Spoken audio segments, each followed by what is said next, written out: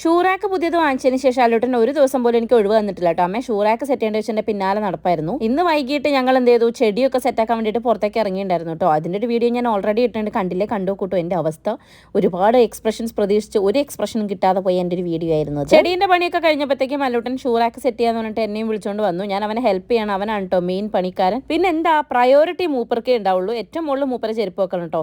ഞാൻ താഴേക്ക് എടുത്ത് വെച്ചാലും മൂപ്പരെ നൈസായിട്ട് മുകളിലേക്ക് തന്നെ എടുത്ത് വെച്ചോളും. അപ്പോൾ അവൻ്റെ ഒരു സന്തോഷത്തിന് വേണ്ടിയിട്ട് അവൻ തന്നെ എന്തൊക്കെയോ ചെയ്യുന്നുണ്ട് കേട്ടോ. അച്ഛനും അമ്മയും പുല്ലരിയാൻ വേണ്ടിയിട്ട് പോയതായിരുന്നു. അവർ തിരിച്ചു വന്നപ്പോൾ തുമ്പമ്മ വേഗം അച്ഛൻ്റെ അമ്മേൻ്റെയും കൂട്ടത്തേക്ക് വന്നു.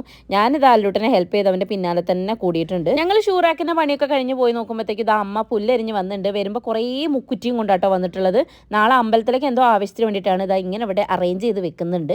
തുമ്പമ്മ ഇത് അമ്മേൻ്റെ വാലായിട്ട് തന്നെ നടക്കുകയാണ് കേട്ടോ. അച്ഛൻ പശുവിൻ്റെ വെള്ളം എടുക്കാൻ വേണ്ടിയിട്ട് സ്കൂളിലേക്ക് പോകാൻ നിൽക്കുകയാണ്.